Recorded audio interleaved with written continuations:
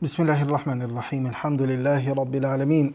Wassalatu wassalamu ala ashrafil anbiya'i wal mursalin nabiyina Muhammad wa ala alihi wa sahbihi ajma'in. E falenderojmë Allahun azza wa jall. Salavat dhe selamet e dërgojmë Muhammedit sallallahu alaihi wasallam, shokët e tij dhe të gjithë atyre të cilët e ndjekin dhe e pasojnë në rrugën e tyre deri në ditën e gjykimit. Allah azza wa jall është krijuesi jon, furnizuesi jon, krijuesi i të gjitha krijesave. Nuk ka nevojë për krijesat e tij. Megjithatë, mëshira e tij na është shumë e madhe dhe e cila ka përshkruar çdo gjë. Wa rahmati wasi'at kull shay. Ka thënë Allah azza wa jall. Dhe rahmeti im, mëshira ime ka përshkruar çdo gjë. Për mëshirën e Allahut azza wa jall është edhe se Allah azza wa jall me gjithë gjunohet që i bën njerëzit, e kalon derën e pendimit, derën e kthimit tek ai, e kalon të hapur. Bile edhe gëzohet për njerëzit kur ata pendohen tek ai. Dhe kjo është ajo që ka në një hadith pejgamberi sallallahu alaihi wasallam që vetë Nawawi rahimahullah ka përmend në Riyadhus Salihin në kapitullin e pendimit, hadith i njohur ku pejgamberi sallallahu alaihi wasallam tregon, përmendet ose transmetohet nga Anas ibn Maliku, shërbitori i pejgamberit sallallahu alaihi wasallam, se pejgamberi sallallahu alaihi wasallam ka thënë: "Lallahu afrahu bi tawbati 'abdihi min ahadikum saqata 'ala ba'irihi wa qad adallahu fi ardi falat." Allah azza wa jall gëzohet më shumë për pendimin e robët e tij se sa ndonjëri prej jush kur e gjen devën e tij pasi kishte humbur në një shkëtim. Këtë fjalë ose këtë transmetim e transmetojnë Buhariu, me këtë shprehje ka transmeton Buhariu dhe Muslimi rahimahumullah, ndërsa në një transmetim të Muslimit që vetë ka cektuar Nawawi rahimahullah në Riyadhus Salihin, qëndron se Lallahu ashaddu farahan bi tawbati 'abdihi hina yatubu ilayhi min ahadikum kana 'ala rahilatihi bi ardi falat فانفلتت منه عليها طعامه وشرابه فأيس منها فأتى شجرة فاضطجع في ظلها وقد أيس من راحلته فبينما هو كذلك إذ هو بها قائمة عنده فأخذ بخطامها ثم قال من شدة الفرح اللهم أنت عبدي وأنا ربك أخطأ من شدة الفرح. Allah azza wa jall në këtë transmetim pra qëndron se Allah azza wa jall, thot pejgamberi sallallahu alaihi wasallam, gëzohet më shumë për pendimin e robët e tij kur ai kthehet tek Allah azza wa jall, më shumë se sa dikush prej jush i cili ka udhëtuar me kafshën e tij në një shkëtir. Kafsha i ka ik, në një moment i ka ik, ndërsa mbi kafshë ishte ushqimi dhe pija e tij. Edhe ai e humbi thot shpresën për ta gjetur atë kafshë, pastaj shkoi pranë një pemë dhe ushtri në hijen e saj, i dëshpëruar plotësisht për kafshën e tij, ndërsa ishte në gjendje papritur e pa kafshën pranë vetes, e kapi më një herë për freri dhe nga gëzimi i madh tha: "O Allah, ti je robi im dhe unë jam Zoti yt", ai thot gaboj nga gëzimi i tepërt. Është një hadith madhështor që njerëzit me e kuptu këtë hadith dhe me pas parasysh këtë skenë, ndoshta në vendin tonë ne kemi parasysh këtë skenë që ka përmend pejgamberi sallallahu alaihi wasallam. Mirë, po këtë skenë mundëm me vërejt kur shkojmë në vendet arabe, atje ku ka shkretir, ose kur dikush mundet me i shiku disa prej videove të njerëzve të ndryshëm të cilët kanë vetë në shkretir. Edhe sot e kësaj dite njerëzit shkojnë në shkretir për qef, për me dalë me shokëve dhe me ndajt aty. Dhe nga një herë ndodhet që me shku me veturat e tyne. Edhe nga një herë ndodhet që me humbë rrugën, edhe vetura me mbet në dhej ose në atë zallin e shkretirës dhe mos me mujt me dalë. Nuk ka afër vetes as, do të thonë, nëse ka telefonin ose smartphonin, pastaj ai ndoshta nuk ka val, pastaj nuk ka njerëz afër, sepse njerëzit sa shkojnë për shembull në përshkëtime kanë 200 kilometra, 300 kilometra, pastaj edhe nuk ka komunikim, nuk ka asgjë rreth vetes. Njëri mundet me vret këto nëse dëshiron me e përjetu ose me e ditë për me ata që ka është përmend në hadith pejgamberi sallallahu alaihi wasallam kur e vështron. Bila është një rast kur një sudanez në njërin prej atyre shkretirave të Sudanit, mes Sudanit e Egjiptit ose mes edhe të Algjerisë atje. Domethënë pat inqizu veten e tij. Duke qenë në vetur, ajo vetura pat mbet, ndoshta edhe pa benzin, por e pat mbet në zall dhe e pat prit vdekjen. E pat inqizu veten dhe fjalët e tina të fundit. Pastaj e kanë gjetë atë person të vdekur. Njeriu me paramendu këtë skenë, e cila është e prekshme. Edhe pejgamberi sallallahu alaihi wasallam i ka drejtu shokëve të tij, ose i ka drejtu atyre njerëzve, sepse kanë qenë njerëz që kanë pas që kanë jetuar në shkretin ose kanë shku shpesh në shkretin dhe ata kanë kuptuar më së miri këta që ka fol pejgamberi sallallahu alaihi wasallam. Sot njeri në jetën e përditshme mundet me hub disa gjëzende. Për shembull, mundet me ndodhë në një aeroport të madh, me i hub të gjitha dokumentet, me i hub kartelat, me i hub të gjitha gjësendet e tij. Dhe në këtë aeroport, për shembull, në kur ti hub edhe afër ka hypjen në aeroplan, atëherë dëshpërohet e mundohet me gjetë, mundohet në vendet të ndryshme, në vendet ku janë gjësendet e humbura, pyet policin, në fund, domethënë nuk mundet me gjetë, dhe prapë ai mundet me bëni farë lloj zgjidhje. Domethënë në aeroport mundet me bëni farë lloj zgjidhje, sepse mundet me kontaktua ambasadën, mundet me kontaktu policinë, me bëni farë zgjidhje. Po megjithatë, njeriu i tillë, i cili sidomos ka pas ndonjë punë që ka më kthy atje në vendin e tij dhe të gjitha këto i ka humbur, është e ndin veten të dëshpëruar. Po megjithatë, nuk është ky dëshpërim e tij sigurisht se i këtij njeriu i cili është dëshpëruar për arsye se e ka pas kafshën, ose më thon tash në këtë kohë, për shembull në veturën ka hyrë në shkretir dhe aty ka pas edhe mbi kafshë, që përmend hadith pejgamberit sallallahu alaihi wasallam, hajën e pijen. Mirë, po në moment saktum ka ikë ajo kafshë. Por ka të bëjë me jetë dhe vdekje, nuk ka të bëjë me ata që mas një kohë nuk mundën me shku në shtëpinë e tina, ose ndoshta mundet më vonu 2-3 ditë, 3-4 ditë dhe më gjitë zgjidhja. Jo, ky, domethënë njeri është dëshpëruar, ka humb dhe vetëm e pret vdekjen. Shkosh përshkruar në hadith pejgamberit sallallahu alaihi wasallam, i dëshpëruar mos ka pas kurfar lloj shpresë. Kurfar lloj shpresë nuk ka pas, sepse kafsha i ka ikë, edhe vapa e madhe, edhe shkretira, pa komunikim, pa kur gjë, dhe pastaj thotë ka shku në hijenën e pemë dhe ushtria, aty duke prit vdekjen. Në një moment i vjen kafsha. Atëherë, çush ka me kon gëzimi i këtina personit? Domethënë ka me kon gëzim tepër i madh, jetë edhe vdekje, nuk është diçka tjetër, jetë edhe vdekje, gëzim tepër i madh. Vjen hadith pejgamberit sallallahu alaihi wasallam, këtu në Sahihun e Muslimit është përmendur se kur ka ardhur kafsha e ka kap për freri kafshën, sepse në këto momente njeriu kur të hub kafsha dhe e pret vdekjen, edhe kur të vjen kafsha, thotë është gjë reale apo është imagjinate, është diçka e imagjinat, që unë po më duket mua, apo se edhe në shkretin ndodhen ato fatamorgana që i thonë se mirazh që i thuhet, domethënë kur njeriu vështron diçka i duket se ka ujë. E këtu mundet me ardhur në vetveten e tij, për shembull se a është çështje reale apo nuk është çështje reale, a është imagjinat apo jo. Për këtë arsye në hadith pejgamberit sallallahu alaihi wasallam, domethënë është ardhur se e ka kapur freri, por mos më ik më ajo kafshë. Dhe pegëzimi të madh ka ndalë fjalë pe gojës. Mirë po, domethënë ka dashur me falendruar Allahun azza wa jall, mirë po pegëzimi të madh ka ndryshuar edhe ka bu gabime në të shprehur, edhe ka thonë o Zot, ti je robi im dhe unë jam Zoti yt. Ai gaboj nga gëzimi i tepërt. Dhe thot pejgamberi sallallahu alaihi wasallam, Allahu azza wa jall gëzohet më tepër për pendimin e robët e tij se sa ky njeri i cili ka këtë gjendje. Sigurisht është përgjagjësimi në këtë hadith me ikjen e devës, domethënë me ikjen e devës, me ato se njeriu kur ti ik devja me ushqime vdes në këtë botë.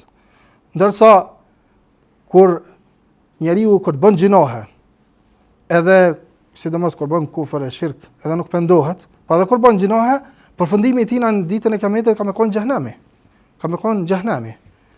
Dhe sigurisht që pejgamberi sallallahu alaihi wasallam pra e përgjithëson ardhin e devës me jetën e tij, po edhe pendimin e këtij njeriu me jetë që i jap zemrës së tij. Me jetë që i jap zemrës së tij.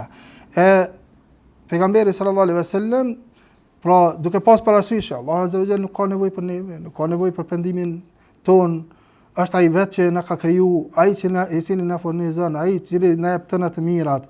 Megjithatë edhe kur njeriu gabon, Allah azza wa jalla e thret për pendim, e thret me u kthy te Allah azza wa jalla, ja hap derën e pendimit, bile e ndihmon me u pendu. Këto plus edhe çështje tjetër me rëndësi se Allah azza wa jalla gëzohet. Domethënë ka ardhur pohimi i cilësisë për Allahun azza wa jalla. Se Allah azza wa jalla pohon si domethënë ka posedon cilësi të larta dhe emra të ndershëm. Për këtyre cilësive që është pohu në këtë hadith pejgamberi sallallahu alaihi wasallam është se Allah azza wa jalla gëzohet. Dhe ne ja pohojmë këtë cilësi Allah azza wa jalla, siç e ka pohu këtu pejgamberi sallallahu alaihi wasallam. Mirë po tek cilësitë Allah azza wa jalla do të më pas ato parasysh, ato rregulla që vlejnë për cilësitë Allah azza wa jalla, se ne i besojmë ato, besojmë çdo cilësi që është pohu në Kur'an dhe në sunet pejgamberit sallallahu alaihi wasallam. Duke mos e mohu ato cilësi, duke mos i shtrembru, duke mos i interpretu menje interpretim që s'ka orë në hadith pejgamberit alayhis salam ose në citate për që ka argument për këtë interpretim. Po ashtu mos më ia dhon një formë të caktuar, po ashtu edhe mos më përgjasu me krijesat. Pra ne besojmë se Allah azza wa jall është ai i cili gëzohet, mirë po gëzimi i tij nuk është si i krijesave. E pohojmë këtë cilësi dhe nuk e shëmbëllojmë me cilësitë e krijesave të Allahut azza wa jall. Pra është një prej atyre haditheve e cili ka në to është përmend shembulli, marrja e shembullit pejgamberit sallallahu alaihi wasallam ka marrë shembull për më afru njerëzve çështjet zakonisht për çka mirën shembullit, mirën për çështjet të cilat janë abstrakte, me afru edhe me bëmë sa më konkrete. Kur përmendet një shembull, atëherë një çështje abstrakte, një çështje e gajbit, një çështje me rëndësi, domethënë ju afrohet me çështje me gjëra të cilat njerëzit i dinë. Dhe pastaj mundem me kuptu ato çështjet abstrakte në bazë të atyre shembullve që janë marrë për çështje konkrete. Dhe kjo ka ardhur në shumë hadithe të pejgamberit sallallahu alaihi wasallam, marrja e shembujve. Marrja e shembujve të ndryshëm. Dhe po ashtu marrja e shembujve të ndryshëm, ai edukatori, këshilluesi dhe njerëzit e tjerë do të më marr shembuj për më parafru njerëzve shumë prej atyre koncepteve edhe shumë prej çështjeve, domethënë pa njoftëra për ta me shembuj të saktuar. Mirë po do të më konë shembull të përshtatshëm. E marrja e shembujve ndikon edhe në bindjen e njeriut, për me bindë ata. Sepse ai i cili merr ndonjë shembull, sikurse dëshiron që, domethënë nëpërmjet diçkaje që është konkrete dhe cilën ai njeh, ai dëgjuesi, po do më argumentu me ta për një çështje të tij e cila ndoshta është më pak e njoftën ose po do më parafru edhe në mënyrë që mund bindë. Njerëzit zakonisht andojnë ka marrja e shembujve sepse ka urtësi në to edhe kështu me radhë. Ka urtësi në to. Pra, ky hadith e pejgamberit sallallahu alaihi wasallam është një hadith madhështor, është një hadith i madh, është një hadith i rëndësishëm që njeriu me meditu, po them nëse dëshiron me meditu mirë, i bie që domethënë ose me shku pak në shkëtirë, sidomos kur është nxehtë shumë, edhe me u fut në shkëtirë edhe pak me hetu atfar ecjen e madhe, kur përfundon për shembull kur përfundon uji ose përfundon ushqimi, më herë s'mundesh me qëndru shumë. E lemo, domethënë e ki të gjitha në një kafsh, që është përmend hadith pejgamberit sallallahu alaihi wasallam, edhe në moment nuk ekzistojnë atëra pret vetëm vdekjen, edhe këtu e kupton se Allah azza wa jall i nxit njerëzit me u pendu. Dhe gëzohet për pendimin e tyre, për këtë arsye njeriu do të mundësit edhe në bazë të një hadithe të tjera që me u pendu tek Allah azza wa jall, mos më shty pendimin, sepse Allahu azza wa jall është ai i cili nxit në pendim, edhe gëzohet për atë pendim. Kjo hadith po ashtu përmban ata se nxitja dhe inkurajimi është prej metodave të davetit.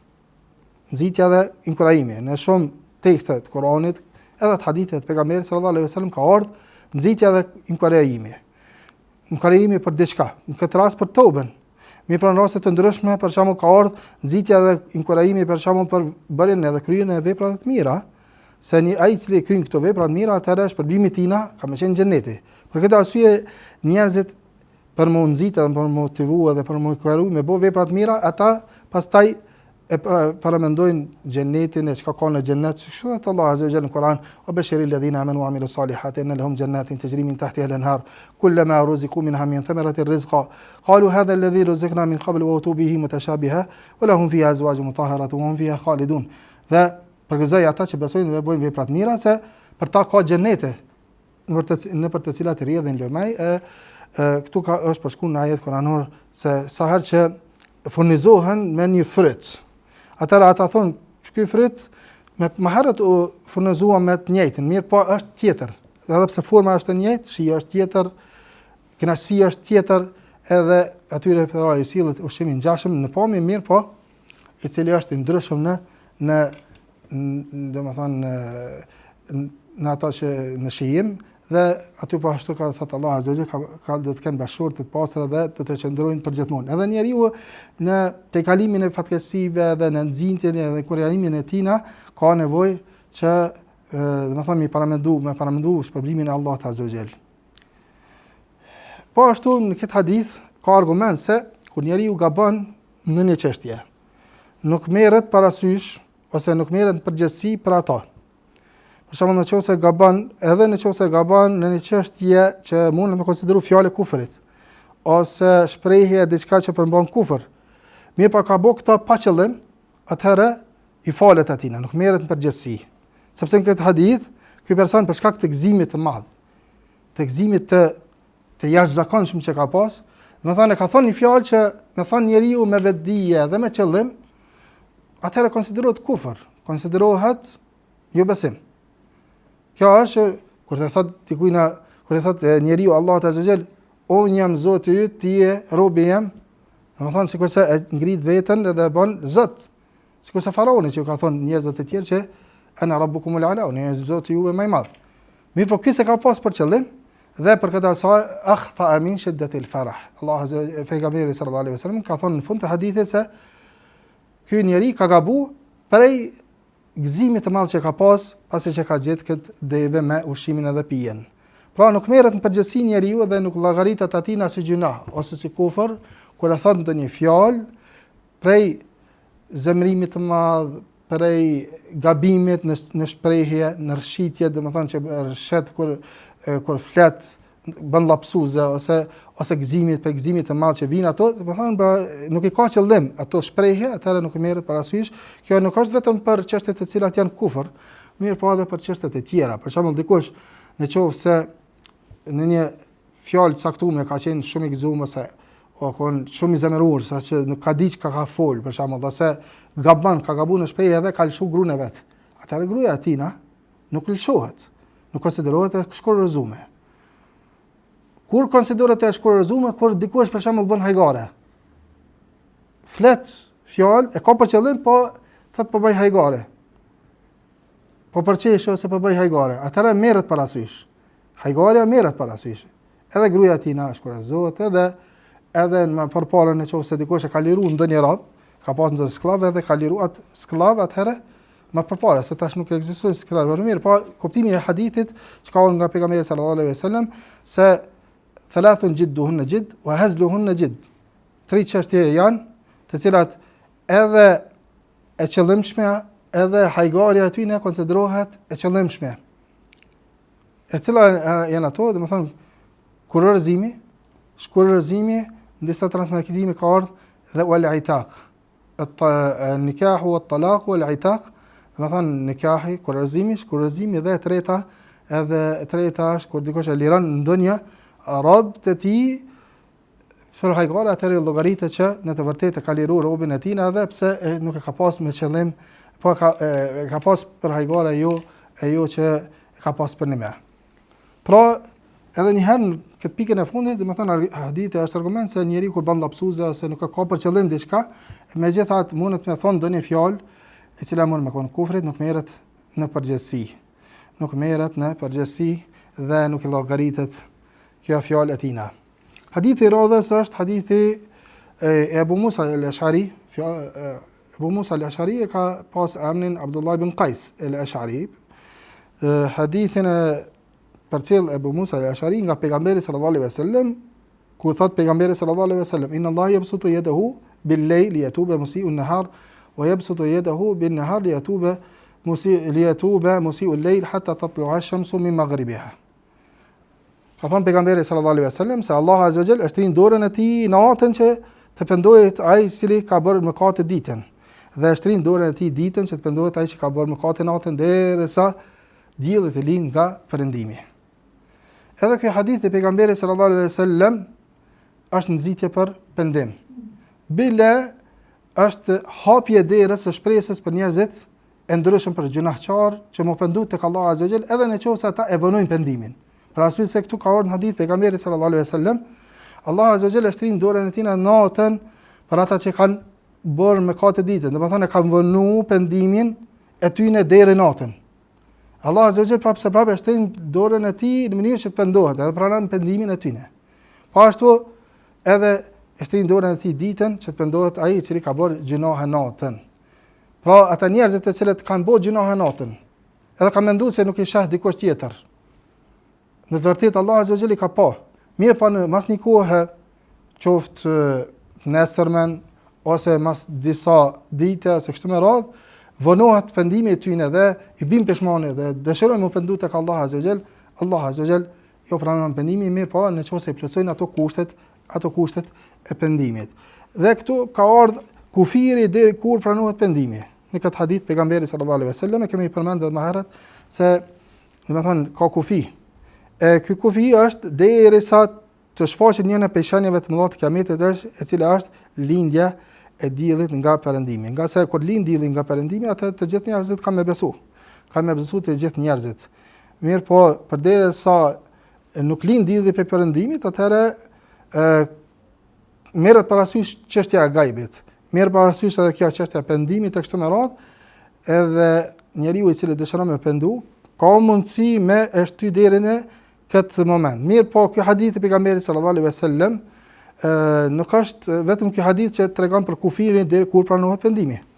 Është edhe hadithet e radhës ku pejgamberi sallallahu alaihi wasallam ka treguar se Allah azza wa jalla pranon pendimin deri në momentin e vdekjes, agonisë së vdekjes, kur vjen agonia e vdekjes, kur vjen ajo periudha kur është në momentet, në fazat e fundit ose në momentet e fundit të të jetës së tij dhe kur kanë ardhur në lajket më marr shpirtin, atëherë në këto momente nuk pranohet. Edhe kjo konsiderohet kiameti që u bë kiamet për atë njerëz, sepse kiameti disa e mendojnë vetëm kiametin e madh, derisa harrojnë këtë far kiametin e vogël. Kiameti i vogël është kur dikush vdes, atëherë është bë kiameti për ta. Domethënë ka përfunduar çështja e tij, se ai tash është i mbyll ato faqet ku ai ka mund të më shkruaj domethënë ju shkruaj ato veprat e mira të tina ose të këqijat e tija dhe ka përfunduar çështja e tij. Dhe në të vërtetë tash ky vetëm e pret nesër në ringjalljen edhe tash jetojnë në varreza, dikush bekatohet e jeton jetë të mirë në varrezë, dikush edhe pashtu dënohet në jetën e varrezave. Mirë, po qëllimi është me tregu se pendimi ka kufi. Dhe në këtë hadith, pejgamberi sallallahu alaihi wasallam i ka sqaruar sahabëve të tij çështjet që kanë nevojë për me njoftë, i ka thënë se deri këtu ka kufi, kështu deri për shembull hadithe të tjera, po ashtu pejgamberi sallallahu alaihi wasallam ka sqaruar çështje të ndryshme.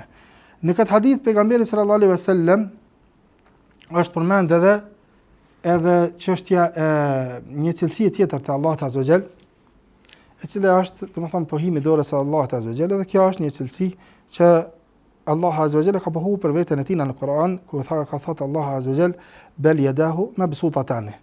Bal yadahu mabsuutatan, dy duart e tij janë të shtrira. Kur kanë akuzuar hebrejt Allahu azza wa jalla se është dorë shtrënguar. Atëherë Allahu azza wa jalla ka thënë bal yadahu mabsuutatan yunfiqu kayfa yasha. Edhe jap, edhe shpenzon çush të don Allahu azza wa jalla. Pa ka pohu për veten e tij Allah azza wa jall që ka duar. Edhe në këtë hadith është pohuar dora Allahut azza wa jall, mirë po në ajet kuranor është pohuar të dy duart e Allahut azza wa jall, të dy duart e tij janë të gjata. Mirë po edhe këtu kur në çështjen e cilësive të Allahut Azza wa Jall, do të më pas parasysh ato rregullat e mëhershme që i përmendëm sa i përket cilësive të Allahut Azza wa Jall. Do thonë na i besojmë këto cilësi, nuk i mohojmë, i pohojmë, nuk i shtrembërojmë, nuk themi se me qëllim me dorën e Allahut Azza wa Jall është për qëllim fuqia ose është për qëllim shpenzimi ose begatia e Allahut Azza wa Jall. Mirë po është për qëllim dorë, mirë po ajo dorë nuk përgjithëson me dorën e krijesave. Dhe nuk do me fut në imagjinat që dora e Allahut Azza wa Jall është në një formë caktuar. Kush e fut mendjen në kësaj lloj imagjinate, atëherë vetëm ka bëu gabim dhe kështu nuk është, domethënë ajo metodologjia e atyre dietarëve nga sahabët e pejgamberit alayhis salam dhe tabiinëve dhe të tjerëve. Pra nuk do të më fut mendjen me imagjinat, e besojmë mirë po nuk e përgjithësojmë me ato, domethënë me cilësitë e krijesave. Po ashtu prej këtij hadithit pejgamberit sallallahu alaihi wasallam merret edhe përfitohet se një nga detyrat e njeriu i cili bën davet. Njeriu i cili merret me mësimin e të tjerëve, me udhëzimin e të tjerëve, me këshillimin e të tjerëve, me davetin e të tjerëve, është me ndiku të njerëzit që mos më hub shpresën në Allahun Azza wa Jall. Sepse vetë pejgamberi sallallahu alaihi wasallam, domethënë na ka treguar se Allahu Azza wa Jall e shtrin dorën e tina natën për me pendu ata të cilët kanë bërë gjinoha ditën, edhe e shtrin dorën e tina ditën që për me pendu ata të cilët kanë bërë gjinoha natën, që do të thotë njerëzit, domethënë duhet me i nxit që mos me hub shpresën e Allahut Azza wa Jall. Mirë, po kjo vlen vetëm për ata njerëz, se njeriu do të me kon besimin e tij në mes të frikës edhe shpresës. Edhe në davet, në ligjërim, domethënë me përmend çështje, domethënë ajete dhe hadithe inkurajuese dhe hadithe të tjera për shembull që janë kërcënuese ose tekstet të ndryshme kërcënuese.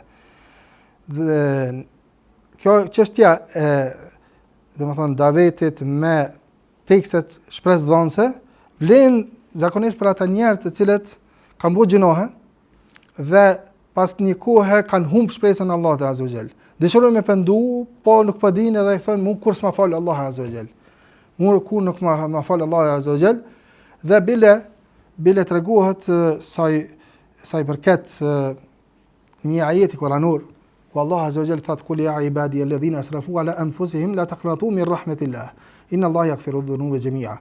Thua jo robët e mi, të cilët keni tepruar me gjinohe duke bërë gjinohe të mëdha, keni tepruar ndaj vetvetes juve duke bërë gjinohe, mos e humbni shpresën në mëshirën e Allahut Azza wa Jall, nga se Allahu Azza wa Jall i fal të gjitha gjinohat. Kjo është për ata të cilët pendohen, edhe Allahu Azza wa Jall tregon se Allahu Azza wa Jall ju pranon gjinohat, ju pranon pendimin e tyre dhe i fal të gjitha gjinohat.